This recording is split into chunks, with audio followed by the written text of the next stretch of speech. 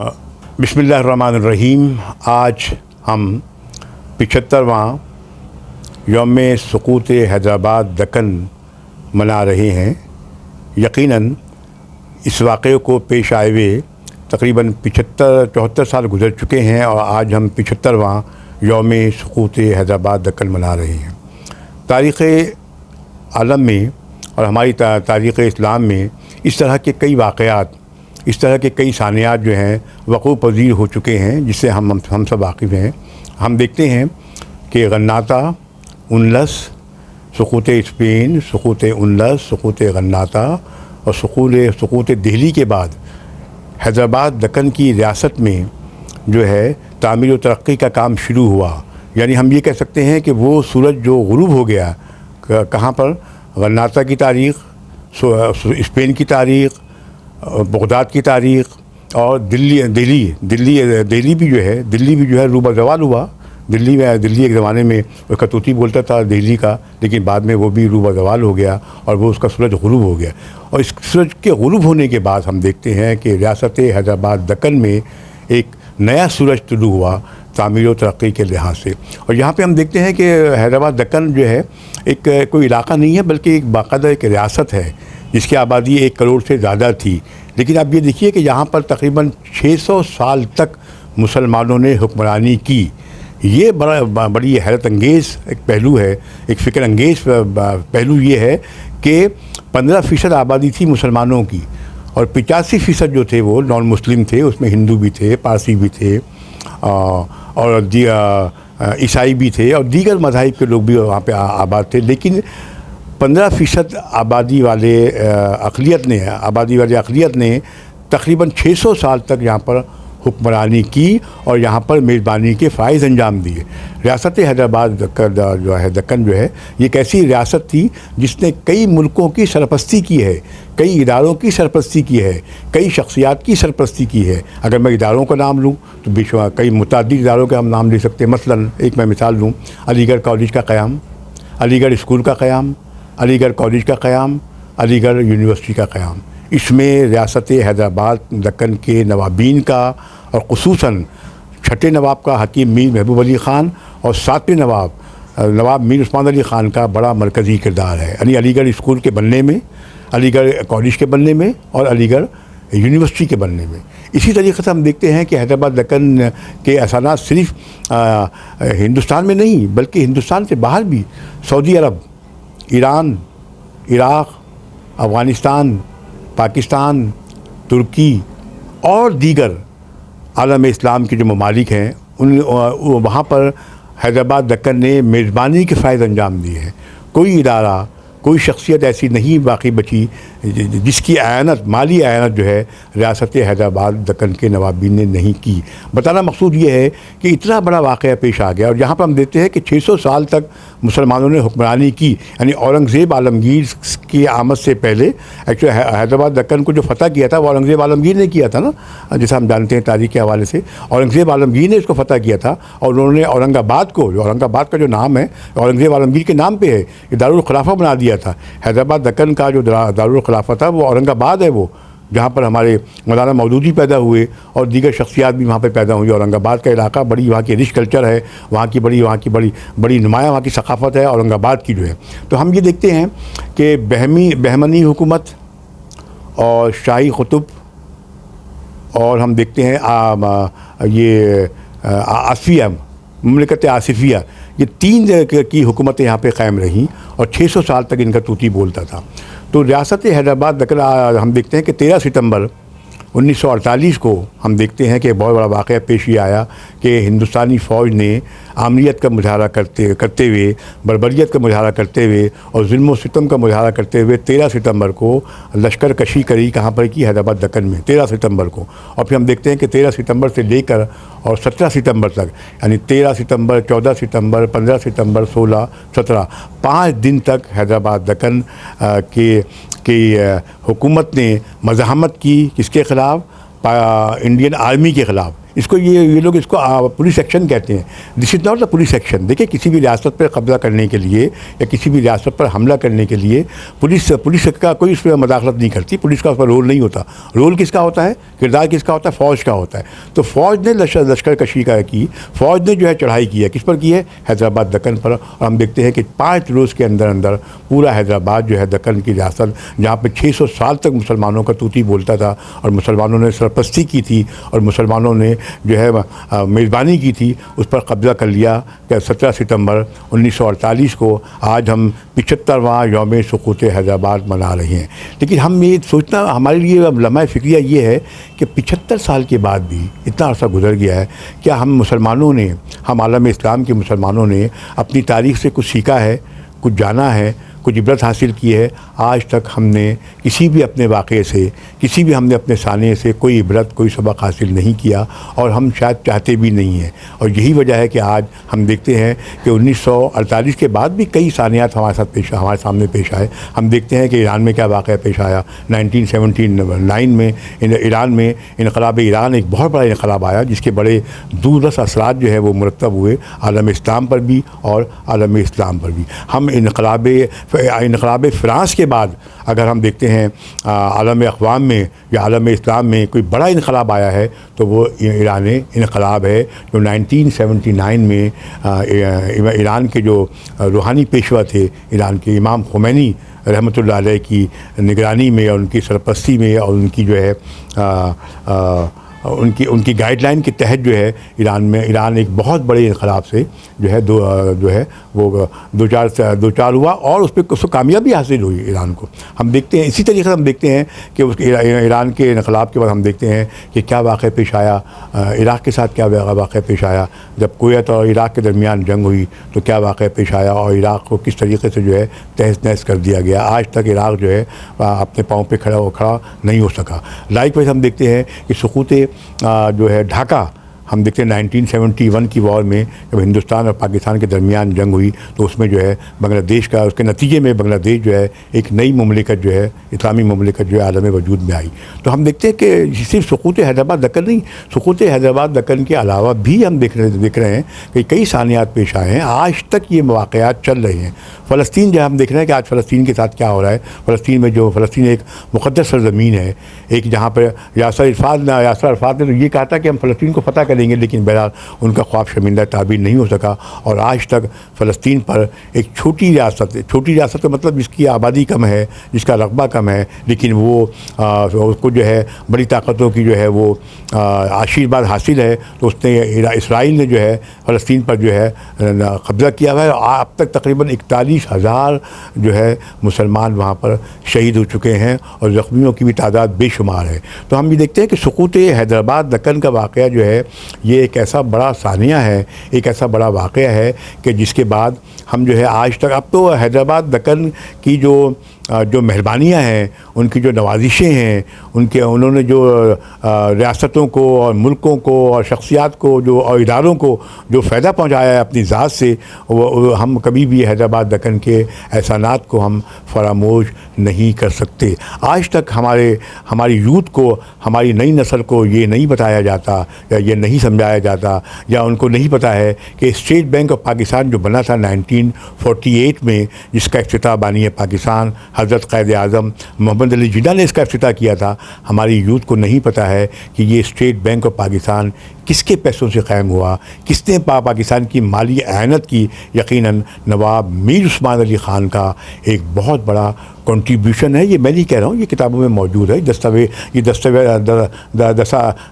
दस्तावेज़ात में मौजूद है। मैं नहीं कह रहा हूँ। उस ज़माने के जो थे, जो रेजिडेंट जनरल थे, नवाब मुश्ताक़ अहमद ख़ान, बरतानिया में हैदराबाद दक्कन के जो सफ़ीर थे, उनका नाम था नवाब मुश्ताक़ अहमद ख़ान। उन्होंने अपनी किताब लिखी, उसमें लिखा उन्होंने कि सुकूत उन्होंने लिखा, किताब का नाम है ज़वाल हैदराबाद दक्कन की ज़वाल हैदराबाद की अनकही दास्तान किताब का नाम है। किताब मौजूद है जो 1974 में लाहौर से ये किताब शाया हुई है नवाब मुश्ताक अहमद ख़ान की। और मेरी खुद नसीबी है कि जब वो कराची तशरीफ़ लाए थे तो यहाँ भी आए थे, हैदराबाद बहादुर जंग एकेडमी में भी आए थे, तो वहाँ उनसे मुलाकात हुई। कराची में दीगर जगहों पर उनसे मुलाकात हुई, हैदराबाद कॉलोनी में उनसे मुलाकात हुई नवाब मुश्ताक अहमद ख़ान से।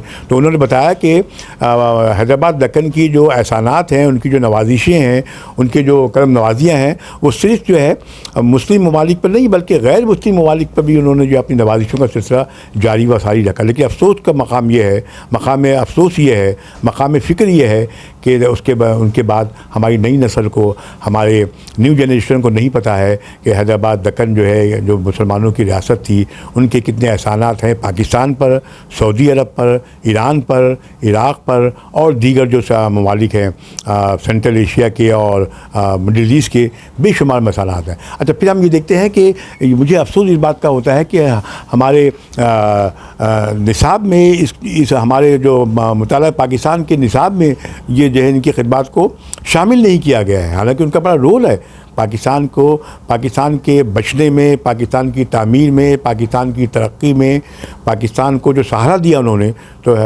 हैदराबाद दक्कन की जो रियासत ने जो सहारा दिया पाकिस्तान को और आलम इस्लाम की रियासतों को, हम देखते हैं कि उन्होंने उस तरीके से हैदराबाद दक्कन के जो मखलूज हैं उन्होंने वो हक़ अदा करने की कोशिश नहीं की है। मसलन हम देखते हैं कि आज भी पाकिस्तान में हैदराबाद दक्कन के नवाबीन ने या हैदराबाद के जो शख्सियात थी उन्होंने तो कुछ काम किया है। मतलब ये हैदराबाद कॉलोनी के करीब जो है हैदराबाद ट्रस्ट जो हॉस्पिटल है, वो ये नवाब मुश्ताक अली ख़ान ने इसकी जो है माली एनत की है। हैदराबाद कॉलोनी का क़याम ये भी नवाब मुश्ताक अली ख़ान का किरदार था, नवाबीन का किरदार था, हैदराबाद दक्कन के नवाबीन का किरदार था। इसी तरीके से और दीगर इलाके हैं जहाँ पे मुसलमानों के लिए महाजिर आबादकारी के लिए जो खिदमत अंजाम दी है, उसमें हैदराबाद दक्कन का बहुत बड़ा किरदार है। लेकिन हमारे मुल्क पाकिस्तान ने, हमारे वतन अज़ीज़ ने, पाकिस्तान के हुक्मरानों ने उनके इंतकाल के बाद या कोई शाहरा या कोई सड़क या कोई कुतुब खाना या कोई इदारा उनके नाम पर क़ायम नहीं किया है, जो हम सब के लिए एक लम्हा फ़िक्रिया है। एक्चुअली बुनियादी बात यह है, मैं जो कहना चाह रहा हूँ, क्योंकि हम बैनुल-अक़वामी ताल्लुक़ात का मेरा सब्जेक्ट है और मेरा तालिब इल्म में बैनुल-अक़वामी ताल्लुक़ात का, तो हम देखते हैं कि हम मुसलमानों ने, ये हमारा मुसलमानों का ये अलमिया है, ये हमारा मुश्तरका अलमिया है, ये हमारा मुश्तरका गम है कि हम एहसान फरामोश रहे हैं। हमने हमेशा अपने मुहसिनों की क़दरदानी नहीं की। मैं बहुत दूर जाना नहीं चाहता, मैं अभी हाल ही की मिसाल दूंगा। हमने डॉक्टर अब्दुल क़दीर ख़ान जो हमारे पाकिस्तान को जो एटमी ताकत बनाया, पाकिस्तान पहला एटमी मुल्क है, पहला इस्लामी एटमी मुल्क है और डॉक्टर अब्दुल क़दीर की खिदमत से कोई भी इनकार नहीं कर सकता। लेकिन हमारे हुक्मरानों ने, हमारे माशरे ने, पाकिस्तानी माशरे ने और हमारे हुक्मरानों ने जो सलूक अख्तियार किया डॉक्टर अब्दुल क़दीर के साथ, वो जो है वो काबिल बयान नहीं है। मतलब मैं मिसाल दूँ, हम उस वक़्त के वज़ीर आज़म इमरान ख़ान थे, उस वक़्त जब इनका इंतकाल हुआ डॉक्टर अब्दुल क़दीर ख़ान का, और इस्लामाबाद में थे इमरान ख़ान। वो कहते हैं साहब मैं बहुत बड़ा मैं वज़ीर आज़म भी हूँ और सियासतदान भी हैं, वज़ीर आज़म भी थे। उनको भी जो है डॉक्टर क़दीर के तदफ़ीन में उनको जो है जाने की तौफ़ीक़ नहीं हुई। ये एक मिसाल दी मैंने। इस तरीके से और भी दीगर मिसालें मौजूद हैं। हमारे हुक्मरानों ने क्या किया हैदराबाद दक्कन के जो उनके जो एहसानात थे उसका क्या बदला चुकाया, या उनका क्या उनको कम से कम उनके एहसानात को तस्लीम किया है, क्या उनके एहसानात का उनको इदराक है कि उनकी क्या खिदमत है। मतलब मैं एक मिसाल दूँ कि रियासत हैदराबाद दक्कन ने न सिर्फ इदारों की सरपरस्ती की है, जैसे मैंने पहले कहा, इदारों की भी सरपरस्ती की है। मैंने अलीगढ़ यूनिवर्सिटी का नाम लिया, अलीगढ़ कॉलेज का नाम लिया और दीगर इदारे हैं। फिर उन्होंने शख्सियात को भी जो प्रमोट किया है, पाकिस्तान की और आलम इस्लाम की जो कई नामवर शख्सियात हैं, कई नामवर जो है जिन्होंने बड़ा नाम पैदा किया है पूरे दुनिया में, पूरे आलम इस्लाम में, पूरे आलम अक़वाम में, उसमें हैदराबाद दक्कन, रियासत हैदराबाद दक्कन का किरदार बड़ा नुमाया है। मतलब अच्छा, फिर ये कहना कि हैदराबाद दक्कन की तारीख़ ख़त्म हो गई, हैदराबाद की तारीख़ मिट गई, नहीं, कभी तारीख़ कभी ख़त्म नहीं होती, तारीख़ कभी नहीं मिटती। तारीख़ का मौजू ऐसा मौजू है, तारीख़ जो हिस्ट्री का मौजू का ये एक ऐसा मौजू होता है जो हमेशा अनएंडिंग सब्जेक्ट होता है। ये अनएंडिंग टॉपिक होता है, ना ख़त्म होने वाला मौजू होता है, ये कभी ख़त्म नहीं होता। चाहे 500 साल गुजर जाएँ, चाहे 1000 साल गुजर जाएँ, चाहे 10,000 साल गुजर जाएँ, तारीख़ हमेशा बाकी रहती है। जैसा कि शायर ने कहा था, अगर जुल्म किया किसी कौम पर जुल्म किया जाए, किसी रियासत पर जुल्म किया जाए, किसी शख्सियत पर जुल्म किया जाए, तो शायर का वो शेर है ना कि जो आप बहुत मशहूर शेर है, आपने सबने सुना होगा कि जुल्म फिर जुल्म है, बढ़ता है तो घट जाता है, जुल्म फिर जुल्म है, बढ़ता है तो घट जाता है, खून फिर खून है, टपकेगा तो जम जाएगा। तो जुल्म की जो रात होती है वो ख़त्म होने के लिए होती है। तो ये कहना कि हैदराबाद दक्कन की रियासत ख़त्म हो गई, फ़ना हो गई, तबाह बर्बाद हो गई, ये तो अपनी जगह है, लेकिन हम ये नहीं कह सकते कि हैदराबाद दक्कन की तारीख़ को हम ख़त्म नहीं कर सकते, उनको हम झुटला नहीं सकते। आज भी हम देख रहे हैं कि हैदराबाद के दक्कन की जो शख्सियात हैं वो नुमाया किरदार अदा कर रही हैं, पूरी दुनिया में फैल गए वो। हैदराबाद दक्कन तो एक पहले हैदराबाद हिंदुस्तान तक महदूद था ना वो।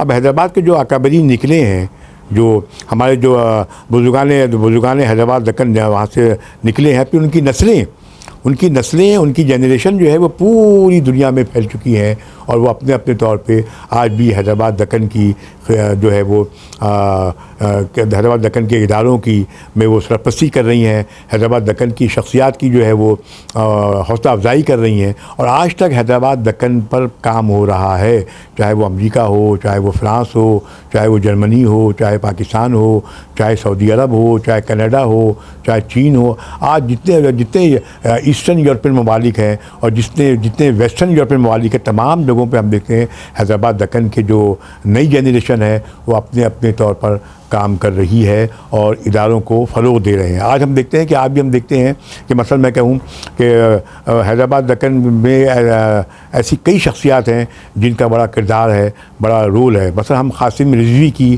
खिदमात को फ़रामोश नहीं कर सकते, मसलन हम नवाब बहादुर यार जंग की खिदमात को हम फ़रामोश नहीं कर सकते, मसलन हम डॉक्टर रज़ीउद्दीन सिद्दीकी की हम खिदमात को फ़रामोश नहीं कर सकते। सब ये तमाम सुकूत कहाँ के, ये हैदराबाद दक्कन के हैं, जिनके मैं नाम ले रहा हूँ। डॉक्टर रज़ीउद्दीन सिद्दीकी, लिसानुल उम्मत नवाब बहादुर यार जंग, मौलाना मौदूदी, अल्लामा रशीद तुराबी, नज़र हैदराबादी, अमजद हैदराबादी, मखदूम मोहिउद्दीन और हिमायत अली शायर, प्रोफेसर वहीदा नसीम, और शोबा हाईजात की हर शोबे में हम देखते हैं कि यहाँ की जो शख्सियात ने बड़ा नाम पैदा किया है और आज भी उन पर काम हो रहा है। मतलब मैं एक मिसाल दूँ, हम 2022 में अभी मेरी निगरानी में एक तालिबा ने मेरी निगरानी में उर्दू यूनिवर्सिटी से 2011 में नवाब बहादुर यार जंग पर PhD मुकम्मल किया। 2022 की बात कर रहा हूँ, मैं बहुत पुरानी बात नहीं कर रहा हूँ। और उन्होंने 2011 में PhD किया था और 2022 में उनका जो मकाला था PhD का,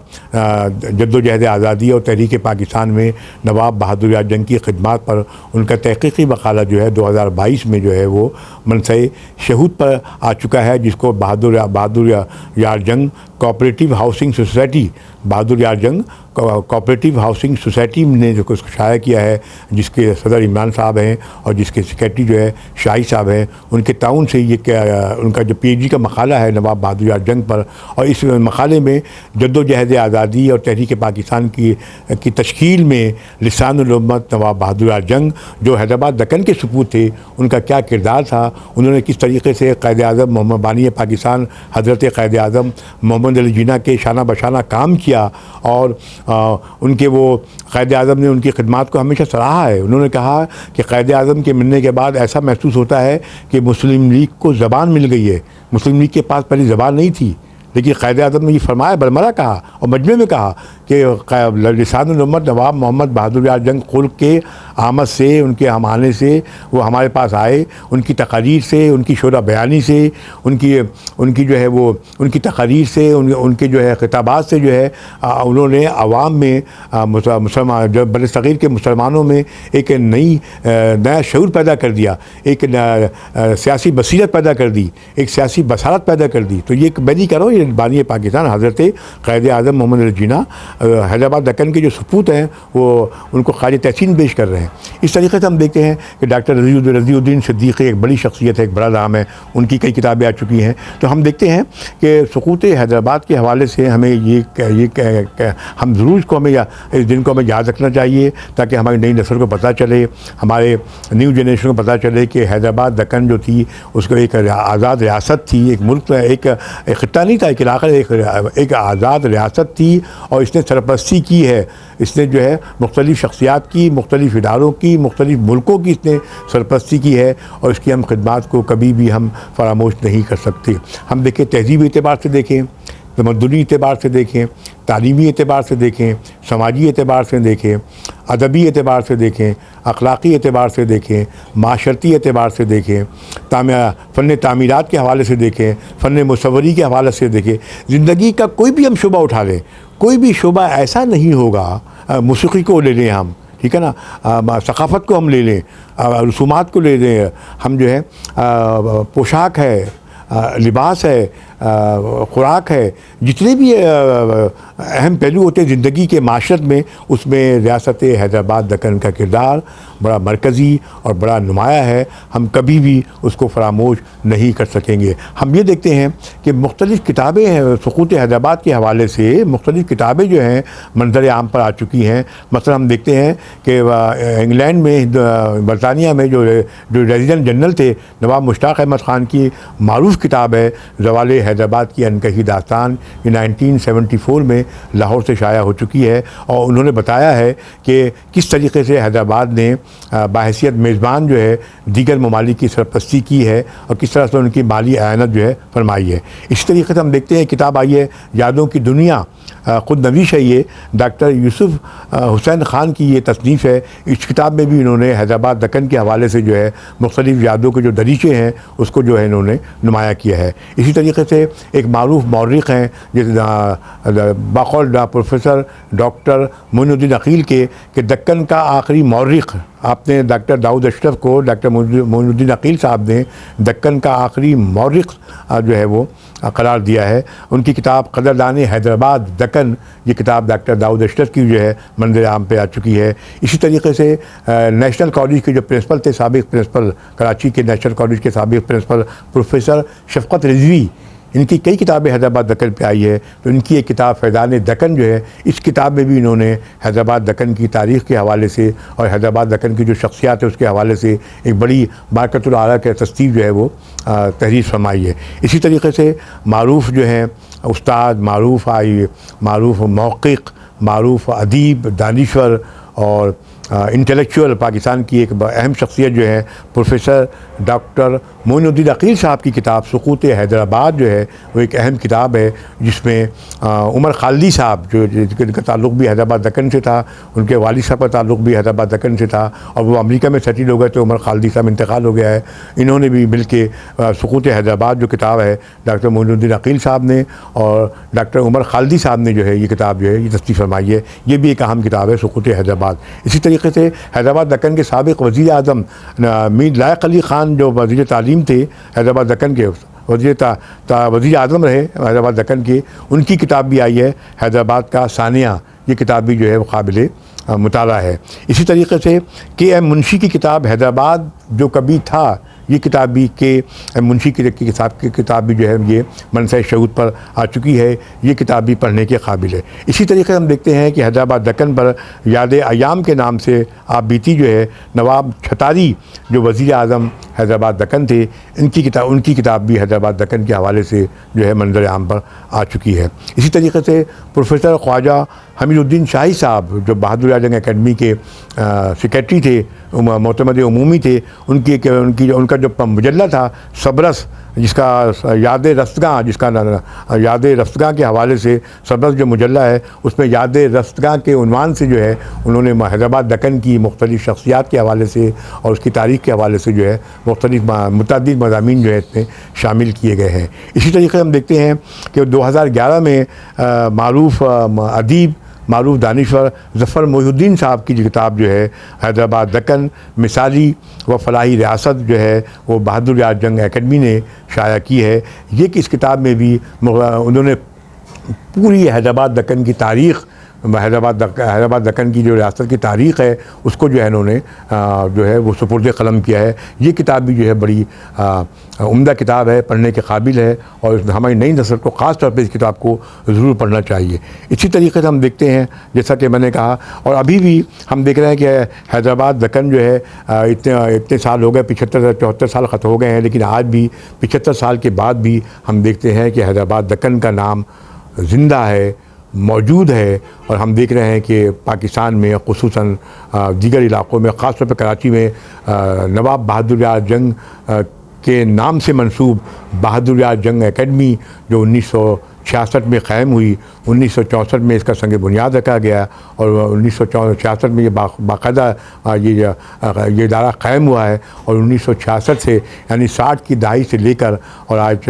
2000 की दहाई तक, 2000 की दहाई चल रही है, आज तक बहादुर यार जंग एकेडमी जो है वो सुकूत हैदराबाद के हवाले से, हैदराबाद की सकाफ़त के हवाले से, हैदराबाद की खिदमात के हवाले से उसने हैदराबाद की सकाफ़त को, हैदराबाद दक्कन की तारीख़ को ज़िंदा किया हुआ है। आज के हम उनके मौजूदा सदर, मैं हुस्न इत्तेफ़ाक़ से मैं उसका मौजूदा सदर हूँ और हमारे सेक्रेटरी समीउद्दीन हुसैनी साहब जो हमारे मौजूदा सेक्रेटरी हैं बहादुर यार जंग एकेडमी के, और हमारी जो दीगर अहदेदारान हैं उसमें इकबाल फ़ारूक़ी साहब हैं जो ख़जानची हैं हमारे, और नायब सदर मीर हुसैन अली इमाम साहब हैं जो हमारे नायब सदर हैं, और हमीदुद्दीन बुज़ई साहब जो हैं हमारे वो मीर मजलिस हैं, और हमारे नाज़िम तक़रीब जो है सैयद अब्दुल बासित हैं, और दीगर हमारे नुमा के अरकान जो हैं वो रियासत हैदराबाद के हवाले से, सुकूत हैदराबाद के हवाले से, जो है हैदराबाद की तारीख़ के हवाले से उन्होंने हैदराबाद दक्कन की खिदमात को फरामोश नहीं किया है, बल्कि आज तक अभी 28 जून को पिछला जो गुज़रा है 28 जून 2024 को हमने लिसानुल उम्मत नवाब बहादुर यार जंग का यौम मनाया था, जिसमें दीगर कराची की दीगर मुख्तलिफ शख्सियात ने, अमायदीन शहर ने जो शिरकत की थी। और आज भी हैदराबाद दक्कन की तारीख़ जो है वो मौजूद है किताबों में और दस्तावेज़ात में मौजूद है, और आज भी हम हैदराबाद दक्कन की तारीख़ को फरामोश नहीं कर सके हैं और ना कर सकेंगे। तो मैं समझता हूँ कि मैं इन अशार के साथ आपसे इजाज़त चाहूँगा कि या रब मेरे वतन को एक ऐसी बहार दे। अहमद नदीम ख़ासमी के अशार हैं। अहमद नदीम ख़ासमी के अशार से मैं आपसे इजाज़त चाहूँगा कि या रब मेरे वतन को एक ऐसी बहार दे जो सारे एशिया की फ़ज़ा को निखार दे। या रब मेरे वतन को एक ऐसी बहार दे जो सारे एशिया की फ़ज़ा को निखार दे। या रब मेरे वतन में एक ऐसी हवा चले, या रब मेरे वतन में एक ऐसी हवा चले जो इसके रुख से गर्द के धब्बे उतार दे, जो इसके रुख से गर्द के धब्बे उतार दे। वमा अलैना इल्लल बलाग। बहुत नवाजिश, बहुत शुक्रिया, जज़ाकल्लाह।